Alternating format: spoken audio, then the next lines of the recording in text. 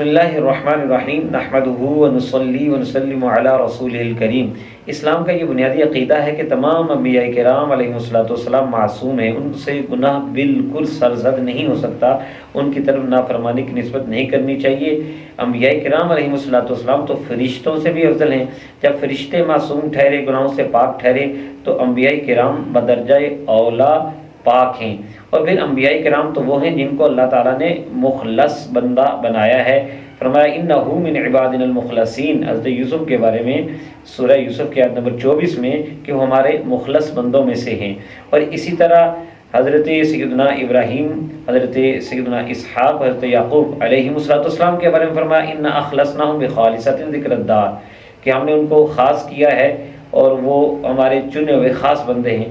اور اسی طرح فرمایا وَإِنَّهُمْ لَمِنَ الْمُصْطَفَيْنَ الْأَخْيَارِ، وہ سب ہمارے چنے ہوئے بہترین بندے ہیں۔ تو جو اللہ تعالیٰ کے مخلص بندے ہوتے ہیں، شیطان نے خود اقرار کیا تھا کہ وہ ان کو گمراہ نہیں کر سکے گا، جیسا کہ سورہ صاد کی آیت نمبر 82 اور 83 میں ہے فَبِعِزَّتِكَ لَأُغْوِيَنَّهُمْ أَجْمَعِينَ إِلَّا عِبَادَكَ مِنْهُمُ الْمُخْلَصِينَ، اے رب تیری عزت کی قسم میں ان سب کو گمراہ کروں گا سوائے تیرے ان بندوں کے جو مخلص ہیں۔ تو اللہ تبارک و تعالیٰ کے انبیاء کرام کے حوالے سے اگر قرآن کریم میں اللہ تعالیٰ نے ان کے بارے میں کچھ فرمایا یا انہوں نے خود عاجزی کے طور پر اللہ کی بارگاہ میں دعا کرتے ہوئے کچھ عرض کیا، تو وہ الفاظ ہم ان کے لیے بالکل نہیں کہہ سکتے۔ فقط تلاوت میں ان کو جو ہے وہ پڑھا جا سکتا ہے، ان کا ذکر کیا جا سکتا ہے۔ اپنی محافل میں ان کو زیر بحث لانا، ان کی طرف گناہ کی نافرمانی کی نسبت کرنا یا اپنے گناہوں کا جو بوجھ ہے ان پہ ڈال دینا کہ یہ ان کی وجہ سے ہے، اور اپنے گناہوں کا بہانہ ان کے اس عمل کو بنانا، یہ سب جو ہے بے ادبی ہے، اور ایسی باتوں کو علماء نے کفر تک لکھا ہے۔ بلکہ قرآن کریم میں اللہ تبارک و تعالیٰ نے سورہ نساء کی 140 نمبر آیت میں ایسی بحثوں میں بیٹھنے سے بھی منع فرما دیا۔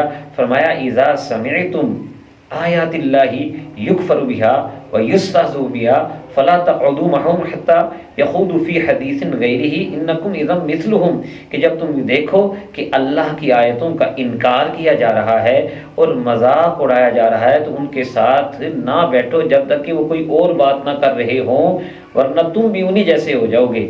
تو اس لیے اس ساری تمہید بیان کرنے کا مقصد یہ ہے کہ اب ہم جو سورہ بقرہ کی آیت نمبر 35 سے گفتگو شروع کرنے لگے ہیں، اس میں حضرت آدم علیہ السلام اور ابلیس کے قصے کا ذکر ہے۔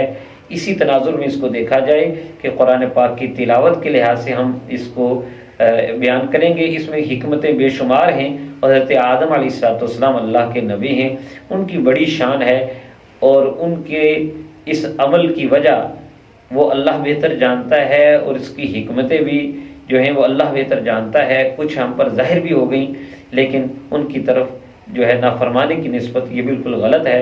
بہرحال اللہ تبارک و تعالی نے سورہ بقرہ کی آیت نمبر 35 میں فرمایا وَقُلْنَا يَا آدَمُ اسْكُنْ أَنْتَ وَزَوْجُكَ الْجَنَّةَ، اور ہم نے فرمایا اے آدم تم اور تمہاری بیوی جنت میں رہو، وَكُلَا مِنْهَا رَغَدًا حَيْثُ شِئْتُمَا، اور جنت سے جہاں کہیں سے بلا روک ٹوک تم چاہو کھاؤ، وَلَا تَقْرَبَا هَٰذِهِ الشَّجَرَةَ، لیکن اس درخت کے پاس نہ جانا، فَتَكُونَا مِنَ الظَّالِمِينَ، ورنہ حد سے بڑھنے والوں میں سے ہو جاؤ گے۔ فَأَزَلَّهُمَ الشَّيْطَانُ عَنْهَا، تو شیطان نے ان کو جنت سے لغزش دی، فَأَخْرَجَهُمَا مِمَّا كَانَا فِيهِ، تو اس جگہ سے انہیں نکلوا دیا جہاں پر وہ تھے۔ وَقُلْنَا اهْبِطُوا بَعْضُكُمْ لِبَعْضٍ عَدُوٌّ، اور ہم نے کہا کہ تم سب اتر جاؤ۔ اب آدم علیہ السلام کی اولاد کے والے سے کہا کہ ان میں بعض کے دشمن ہوں گے۔ وَلَكُمْ فِي الْأَرْضِ مُسْتَقَرٌّ وَمَتَاعٌ إِلَىٰ حِينٍ، اور تمہارے لیے زمین میں کچھ دیر ٹھکانا ہوگا اور ایک وقت تک نفع پانا ہوگا۔ تو یہاں پر حضرت آدم علیہ السلام کا زمین پر تشریف لانا، اس کا ایک سبب ذکر کیا گیا، جس کو سورہ اعراف میں تفصیل سے ذکر کیا گیا ہے کہ شیطان نے قسم کھا کے ان کو اس دھوکے میں ڈالا کہ وہ سچ کہہ رہا ہے، اور کہا کہ جی میں بڑا خیر خواہ ہوں، اور کہا کہ تم اس پیٹ سے کھا لو۔ یہ اس لیے روکا گیا ہے کہ کہیں تم فرشتے نہ بن جاؤ یا ہمیشہ رہنے والے نہ بن جاؤ۔ تو وہ کھا لیا گیا، وہ عمل جو ہوا اس کی حکمت اللہ بہتر جانتا ہے، لیکن اس کی وجہ سے پھر زمین پر آنا پڑا۔ اور جو یہاں پر اللہ تبارک و تعالیٰ نے نہی فرمائی تھی، اس میں آپ ایک انداز سمجھیں کہ جس چیز سے روکنا ہو اس کے قریب جانے سے بھی منع فرما دیا ہے۔ اس سے ہمیں ایک سبق ملتا ہے، ہم بجائے اس کے کہ سوچیں آدم علیہ السلام کے عمل پر، ہمیں اپنے لیے سبق لینا چاہیے، کیونکہ اللہ تعالیٰ نے قرآن کریم میں ہمیں سورہ اعراف میں ہی ادھر توجہ دلائی ہے، یا بنی آدم لا یفتننکم الشیطان، اے آدم کی اولاد کہیں تمہیں شیطان فتنے میں نہ ڈال دے۔ ہم نے یہ سمجھنا ہے جیسے قرآن نے کہا ان الشیطان لکم عدو فاتخذوه عدوا، بے شک شیطان تمہارا کھلا دشمن ہے، اسے اپنا دشمن سمجھو۔ انما یدعو حزبہ لیکونوا من اصحاب السعیر، وہ اپنے لشکر کو دعوت دیتا ہے تاکہ سارے جہنم میں چلے جائیں۔ تو ہمیں اپنے آپ کو جہنمی بننے سے بچانا ہے، شیطان کی جو چالیں ہیں اس سے بچنا ہے، اور برائی کے قریب بھی نہیں جانا۔ اللہ تعالی ہم سب کو عمل کی توفیق عطا فرمائے۔